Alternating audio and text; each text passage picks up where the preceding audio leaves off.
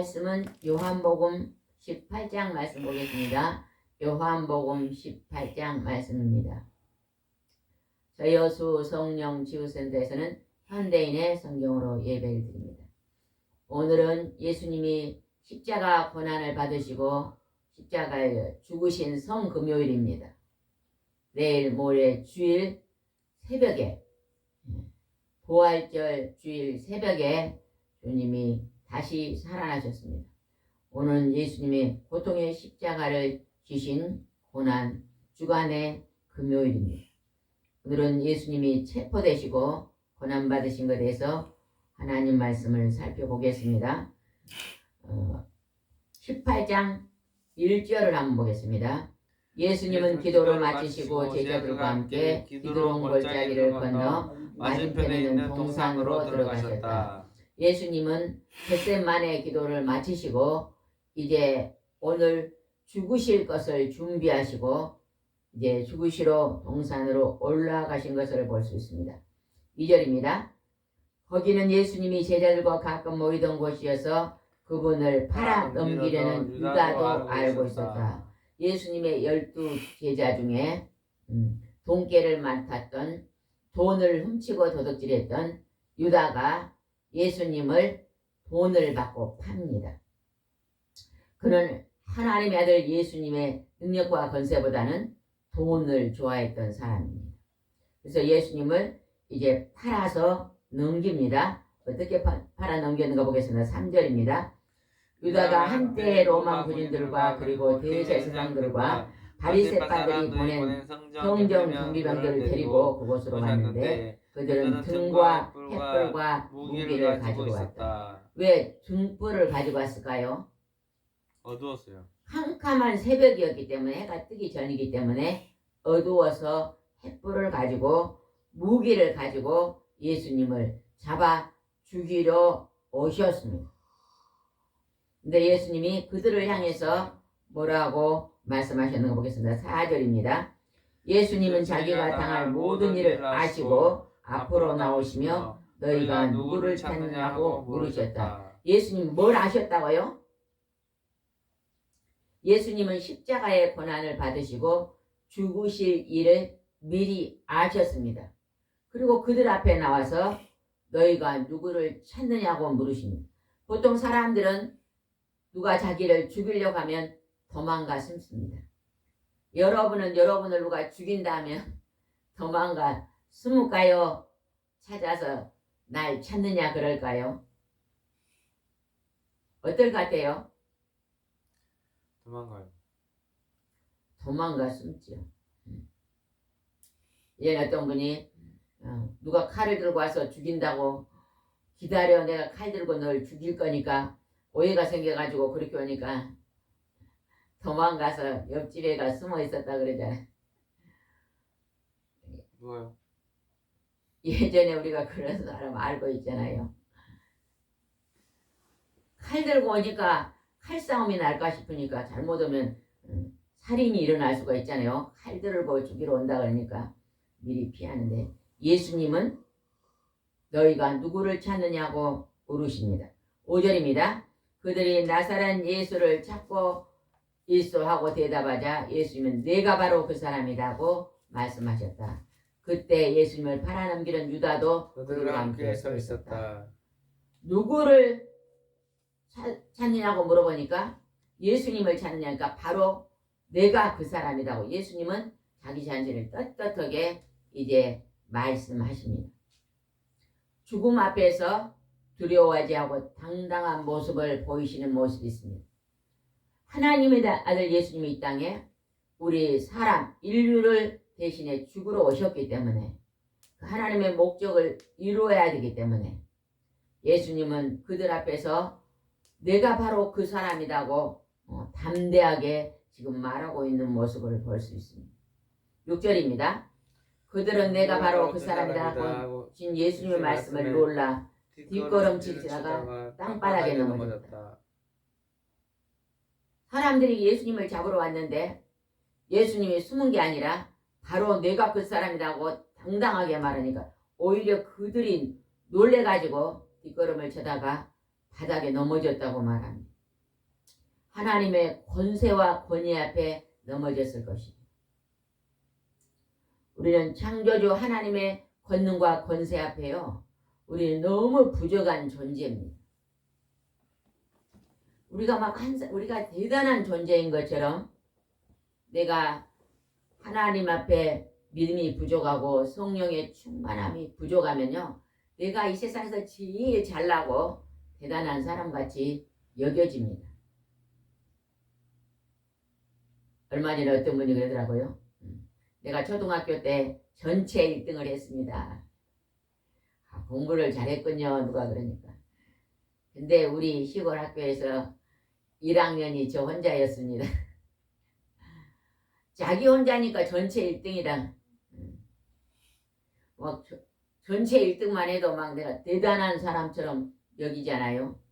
그러는데 우리는 하나님, 예수님은 하나님을 의지하고 하나님을 만나게 되면 우리가 얼마나 초라한 존재, 얼마나 부족하고 약한 존재인 것을 알게 됩니다.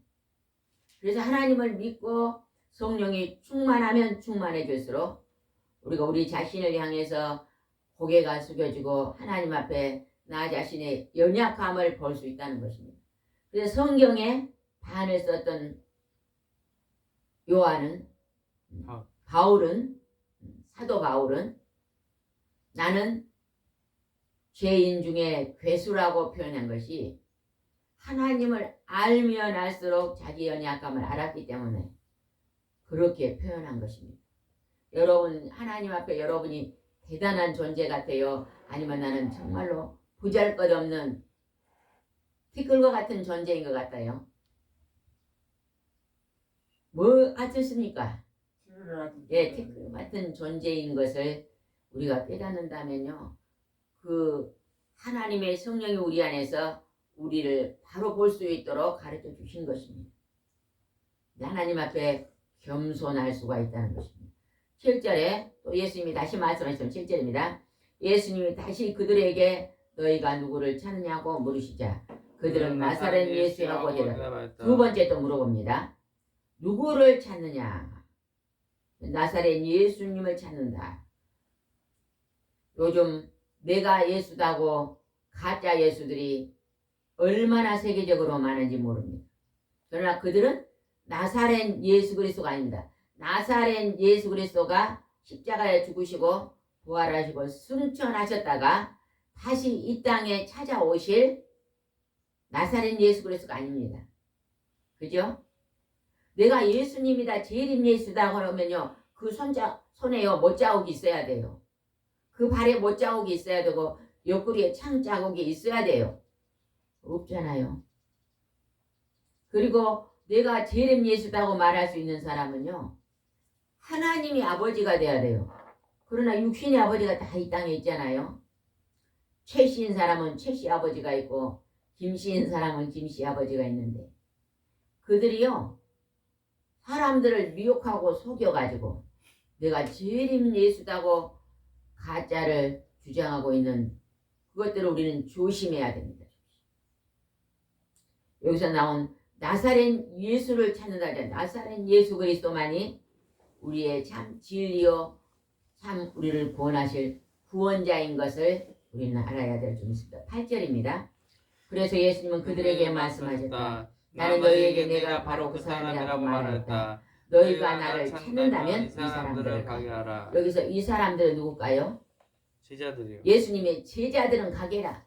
나를 찾는다면 나만 끌고 가고 제자들은 다 이제 가게 하라. 제자들은 남아서 예수님의 복음을 증거하고 전할 자들이잖아요. 그래서 그들을 이제 보내라고 말합니다. 9절입니다. 예수님이 이렇게 말씀하신 것은 아버지께서 내게 주신 사람은 내가 하나도 잃지 않습니다라는 말씀을 이루어지기 위하기 위해서입니다.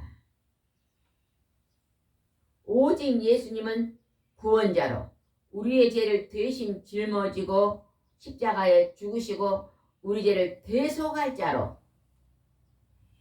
십자가 지고 고난을 당하시지만 예수님의 제자들은 장차 부활하신 예수님을 증거할 하나님의 일꾼들이기 때문에 이들을 이제 돌려보내라고 말합니다. 그때 한번 보겠습니다. 10절입니다. 이때 시몬 베드로가 칼을 뽑아 대제자의 종 말고의 오른쪽 귀를 쳐서 잘라버렸다. 대제사장의 말고라는 사람이 있는데 그 사람의 오른쪽 귀를 누가 잘라버렸어요? 베드로가 잘라버렸습니다. 잘라버렸는데 여기에는 예수님이 그냥 고쳐주셨단 말은 생략돼 있어요.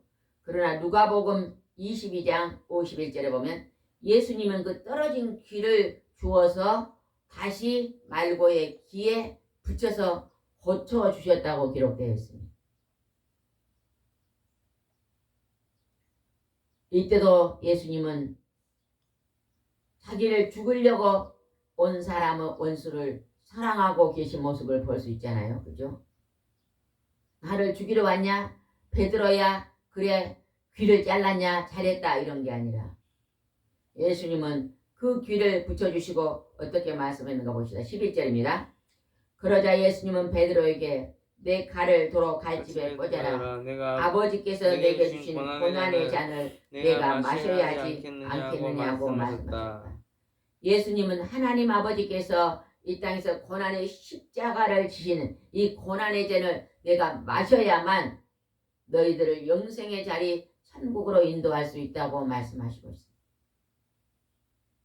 고통의 잔에 여러분의 양손에 예수님이 박히신 그 큰 못을 받는다면 얼마나 아플까요?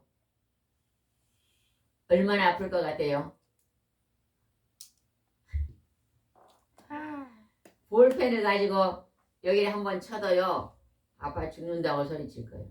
그러나 예수님이 큰 십자가에 매달려 6시간 동안 매달려 있는 그 못을 생각해 보세요. 얼마나 아팠겠어요. 우리는 상당히 겁쟁이고요. 상당히 우리는요 약한 자예요. 조금만 피곤해도요 힘들어서 못 살겠다 그러잖아요.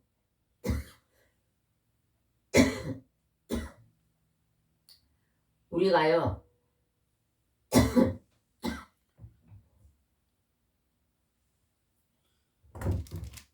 참고 견디는 인내를 길러야 됩니다. 훈련이요, 훈련. 하나님의 귀하고 존귀한 사명을 감당할 자들은요 큰 훈련을 통과해야 돼요. 예수님은 고난의 십자가를 통과하심으로 말미암아 우리 사람들에게요 부활이라는 크나큰 선물을 주셨습니다. 여러분도요 체력을 기르시고 영력을 기르시고 기도의 능력을 길러서 더 하나님 앞에 작은 일에 충성하여 좋은 열매를 드리는 하루하루를 보내시기 바랍니다.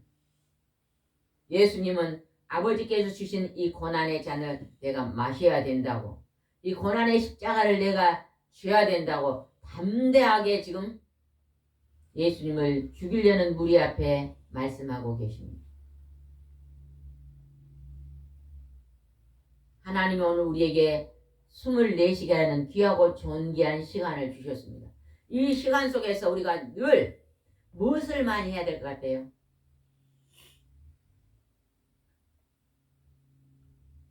예수님이 말씀 팔복은 어디에서 일어나는 복입니까? 마음에서 일어나는 복이에요. 마음속. 마음속에서 일어나는 복. 여러분 우리 마음을 청소하고 마음을 이제 새롭게 하고 마음을 변화시키는데 많은 기도를 드려야 될 줄은 있습니다. 저는 하루에 1시간씩 꼭 텃밭에 있는 잡초를 제거하는데요. 잡초를 뽑아놓으면요 비가 한번 따오면요 잡초가요 더 많이 나와 있습니다. 우리가 텃밭에 심은 채소는요 한 이 정도 비가 오면 자라면요 잡초는요 그보다 3배는 더 잘 자란 것 같아요. 예전에 처음에는요 텃밭을 할 때 막 잡초가 많이 나면 왜 이리 잡초가 나냐고 막 힘들어라 그랬는데 요즘은 잡초가 많이 나면 더 감사해요. 왜 그럴까요? 그럼. 그 잡초를요 종이박스에서 딱 담아서 놓으면요 한 3개월 6개월만 있으면요 거름이 돼요. 거름이 새카맣게 썩어있는 거름이기 때문에요 잡채를 뽑으면요 너무 감사해요. 하나님이 거름을 주셔서 감사해요. 그 거름을 한 3개월 6개월 있다가요 채소밭에 뿌리면요 채소가 잘 됩니다. 근데 그 잡초를 뽑아내지 아니하면 절대로요 텃밭에 있는 채소를 먹을 수가 없어요. 제가 삼채밭이 있었거든요. 삼채밭이 있는데 삼채밭에다가 그 풀을 안 매줬더니요 삼채가요 3뿌린가 남기고 다 죽었어요. 아이고 참 삼채는 한 이 정도 되잖아요. 이 정도 되는데 그냥 그 잡초를 안 뿌리니 잡초가 그냥 팔 길이보다 더 커가지고 덮어버리니까 다 죽고. 그걸 뭘 의미하냐? 우리 마음속에 게으름, 미움, 분노, 욕심, 탐심, 불평, 불만, 두려움 이런 것이 많이 있으면요 채소가 자랄 수가 없어.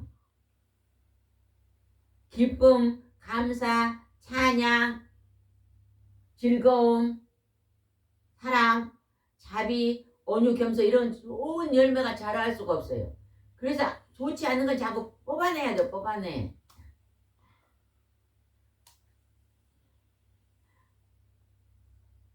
우리 속에 있는 안 좋은 것을 자꾸 뽑아내면 뽑아놓는다 그 말은요 좋은 것으로 바꾸는 거예요. 바꾸는 거. 늦잠을 자는 사람은요 일찍 일어난 거로 바꾸고, 예전에 막 내가 막 죽음의 자리에서 막 살려주니까 막 막 고마워가지고 새벽 기도를 막 그렇게 열심히 다닌 사람이 이제는 배가 부르니까요 안 다녀요. 새벽 기도 따르릉 하면 일어날 수도 있는데요 늘어지게 자는 거예요. 늘어지게 눈이 떠질 때까지 자고 새벽 기도 안 드려요. 제가 아는 어떤 권사님은요 굉장히 일이 많으시거든요. 그리 일이 많은데도요 교회 차량 봉사를 하면서요 아무리 힘들어도 이전에 한두 번 그냥 병원에 입원하기 전에는요 새벽 기도를요 목숨 걸고 다니시더라고요. 그게요 훈련입니다. 훈련 받는 자의 모습이에요. 영적인 훈련 받는 자의 모습입니다. 그러니까 영적인 훈련을 잘 받아야 돼요. 그래야 하나님 앞에 시간 칭찬받을 수 있는 거예요. 예배 시간에도 적어도 30분 전에는 나와서 준비기도 해야 되잖아요. 언제나 예배 시간 지각하신 분은요 정해져 있잖아요. 멀리 1시간 전에 있는 분들은요 더 오히려 일찍 오더라고 교회를. 근데 그냥 5분 거리에 있는 사람은요 지각생이 많아요. 지각생. 우리는 여러분이 하나님 앞에 예배 드리는 일, 기도 드리는 일, 찬송을 드리는 일, 그 다음에 마음속에 잘못된 행실을 청소하는 일, 잡초를 뽑는 일에 열심을 가지고 자꾸 뽑다 보면 좋은 밭이 될 수 있습니다. 좋은 밭. 여러분 하나님 앞에 기도할 때 좋은 밭이 되게 해달라 기도하세요. 성경에 그랬어요. 길가밭은요 열매를 거둘 수가 없습니다. 돌짝밭도 거둘 수 없고 가시 엉겅퀴밭. 좋은 밭에서는요 결실을 몇 배 걷는다고요? 30배, 60배, 100배. 그러면 여러분은 마음밭이 좋은 밭이에요? 좋은 밭인 것 같은 사람 손 들어보세요.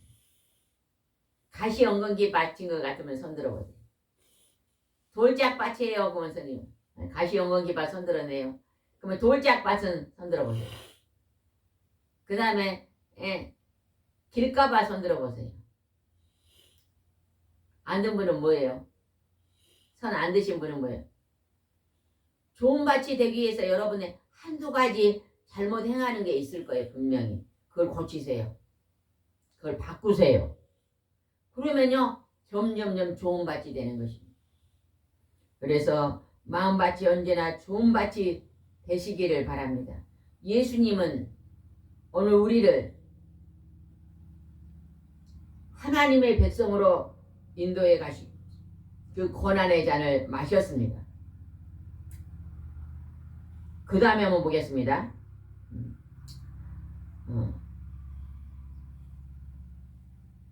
16절 한번 읽읍시다. 16절. 베드로가 나옵니다. 16절. 베드로는 혼자 대문 밖에 서 있었다. 대제사장과 잘하는 그 제자는 다시 나와 문지기 여자에게 말하여 베드로를 데리고 들어갔다. 이 문지기 여종이 베드로에게 당신도 이 사람의 제자가 아니오 하고 묻자 나는 아니오 하고 베드로가 대답하여 예수님이 십자가 지시기 전에 너희들이 나를 다 떠날 것이다 그랬어요.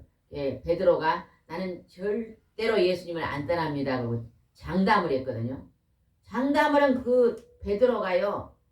예수님이 이제 잡혀서 가니까 당신도 그 사람의 제자한테 뭐라 해요? 나는 아니요 하고 아주 강하게 부인합니다.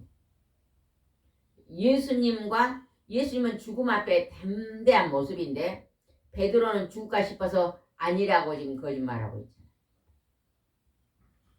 그 다음에 한번 또 보겠습니다. 그 다음에 25절 한번 봅시다. 25절. 시몬 베드로가 가서 불을 쬐고 있는데 사람이 그에게 당신도 저 사람의 제자가 아니냐고 물었다. 그래서 베드로는 나는 아니요. 두 번째 또 부인합니다. 26절. 이때 베드로에게 귀를 잘린 종의 친척되는 대장의 다른 종이 당신이 그 사람과 함께 동산에 있는 걸 내가 보았는데 아니라고 글쎄며 하였다. 베드로가 다시 모르는 일이라고 기침이 되자 곧 닭이 울었다. 예수님은 닭이 울기 전에 몇 번 부인한다고 예수님이 미리 말씀하셨어요? 3번. 3번 부인할 것이라는데요. 베드로는요 죽음 앞에서 벌벌 떨고 죽을 까니 거짓말하고 있는 모습이잖아요. 이게 우리 사람의 모습입니다. 여러분도요, 죽을 까니 그냥 벌벌 떨고 있어요. 이제는 죽음을 준비하세요. 하나님, 내가 오늘 하나님 부르신다 해도 나는 오늘 주님이 부르시는 그 앞에 제가 이제 순종하겠습니다. 하나님이 이 땅에 사명을 주셔서 더 감당하게 하면 하시지만 하나님이 이제 사명이 끝나고 부르시면 나는 천국에 갑니다. 이런 여러분요, 죽음 앞에서요 준비하는 기도를 드리시기 바랍니다. 그냥 하나님 믿고 천국이 있다고 믿는 사람들이 죽음 앞에서 벌벌 떨면 되겠어요, 안 되겠어요? 되겠어요, 안 되겠어요? 네. 대답 안 하는 거 보니까 막 오늘 하나님이 부르셔도 저는 하나님 앞에 순종하고 가겠습니다. 이러한요, 우리가 예수님처럼 그 죽음 앞에 담담히 서고 담대함이 있어야 될 줄 믿습니다. 그 다음에 한번 보겠습니다. 28절 한번 읽읍시다. 28절. 이른 아침 유대인의 지도자들은 가야바 집에서 예수님을 끌고 총독의 간저로 갔다. 그러나 그들은 더럽혀지지 않고 유월점식을 먹으려고 총독 간저 안에 들어가지 않았다.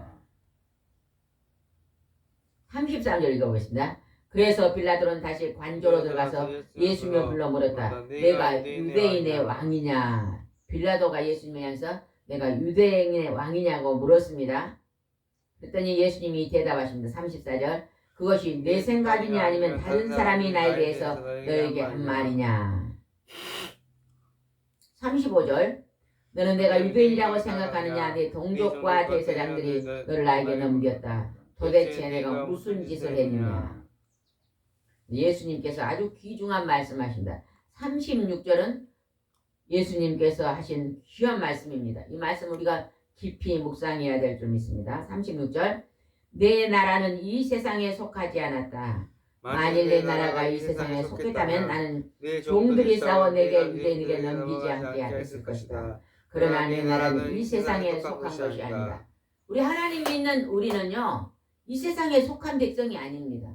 이 세상에 살고는 있지만 잠시 잠깐의 나그네로 살고 있지만 우리의 본향의 집은요, 영원한 천국이라는 것입니다. 여러분, 내가 천국에 들어갈 수 있는 귀하고 존귀한 일을 오늘 많이 하시기 바랍니다. 그 중에 가장 많이 한 일은 우리 마음을 어떻게 하라고요? 거룩하게 하고, 마음을 깨끗이 하고, 마음을 정결케 하고, 마음을 온유와 겸손, 사랑이 넘치게 하고, 마음속에서 분노와 원수 갚는 것과 욕심과 탐심과 음행하는 것들을 빼내고 우리 마음이 하나님 보시기에 좋았더라. 그러한 아름다운 마음을 단장하시기 바랍니다. 37절 보겠습니다. 그렇다면 내가 왕이란 말이냐? 그렇다 내 말도 나는 왕이다. 사실 나는 진리를 증거하러 왔으며 이것을 위해 세상에 왔다. 누구든지 진리 편에 선 사람은 내 말을 듣는다. 예수님은 나는 유대인의 왕이다. 나는 이 세상에 속하지 않는다. 나는 하늘에 속한 자다. 나는 진리를 증거하러 왔다. 진리는 뭐예요? 옳은 것이고 변하지 않는 것입니다. 하늘에 있다는 사실을 증거하러 왔습니다. 하나님이 살아계신다는 말씀을 증거하러 오신 것입니다. 그때 빌라도가 그 말을 듣고 어떻게 말했는가 봅시다. 38절입니다. 그때 빌라도는 진리가 무엇이냐 하였다. 그리고서 그는 다시 밖으로 나가 유대인들에게 말하였다. 나는 그에게서 아무 죄도 찾지 못하였소. 이방인 빌라도는요, 예수님의 아무 죄도 찾지 못했다고 지금 말합니다. 그러나 유대인들은 예수님을 어떠한 제목으로 죽이려고 합니까? 많은 무리들이 자기들을 떠나 예수님 앞으로 향해 가니까 시기심입니다. 또한 하나님의 아들 예수님을 인정하지 않습니다. 하나님의 아들로 인정하지가 않습니다. 또 그들 속에는 죄악이 많기 때문에요. 거룩한 것을 보지 못합니다. 눈이 어두워 보지 못합니다. 빌라도가 예수님께 아무 죄도 찾지 못한다고 고백한 것이 예수님에게는 아무 죄가 없으십니다. 그러나 유대인들은 그를 죽입니다. 예수님은 이 땅에서 죽어야 마땅할 나와 여러분의 죄를 대신해서 대속의 죽음을 하시러 이 땅에 오셨기 때문에 그는 십자가에 죽으시고 오늘 성금요일 고난주간의 오늘 성금요일날 십자가에 죽으시고 9시에 십자가에 매달려 3시까지 매달리시고 하나님이 피눈물을 흘리시며 예수님도 피눈물을 흘리신 날입니다. 그 고통에 피눈물을 흘리고 그 고난의 아픔을 통과하고 이제 3일 만에 주일날 다음 주일 부활절에 다시 살아나십니다. 하나님은 우리를 천국으로 인도할 큰 대가를 치르신 거예요. 엄청난 하나님이요. 아픔의 대가를 흘리신 거예요. 근데 우리는요. 우리 자신을 위해서는요. 편안히 살기를 원하지만 내가 다른 사람을 위해서요. 조금 더 고난의 짐을 지려고 하지 않으면요. 사랑이 없는 사람입니다. 여러분 앞에 있는 땅끝에서 가장 가까이 있는 사람을 위로하는 마음으로 그들을 대신해서 그 고난의 십자가를 같이 짊어지고 여러분 곁에 힘들고 어려운 사람이 있으면 같이 그 고난을 나누고 어려운 사람이 있으면 그 눈물을 같이 닦아주는 그러한 고통의 짐을 서로 지는 이 나라 민족이 이렇게 힘들고 어려울 때 이 나라의 민족을 위해서 눈물로 기도하는 그러한 고난의 짐을 예수님처럼 짊어지고 오늘 여러분도 승리하는 한 날을 사시기 바랍니다. 기도드리겠습니다. 좋으신 하나님 아버지, 하나님 아들 예수님을 이 땅에 보내셔서 오늘 성금요일 고난주간 오늘 그 고통의 십자가에 못 박히셨습니다. 하나님이 피눈물을 흘리시고 예수님도 피눈물을 흘리신 그 사랑의 날입니다. 우리는 그 크신 은혜를 가벼이 여기지 않도록 도와주시옵시고 그 크신 은혜에 감사함으로 은혜를 갚을 수 있는 우리도 우리 주위에 힘들고 어려운 자들을 돌아보고 그들과 같이 그 고통을 나눌 수 있는 그 고난의 집을 대신 짊어지고 갈 수 있는 그러한 하나님의 사랑이 우리에게도 차고 넘칠 수 있도록 인도해 주시옵소서. 주께서 오늘 함께 하시고 인도할 줄 믿사옵고 예수님의 이름으로 기도드리옵나이다. 아멘.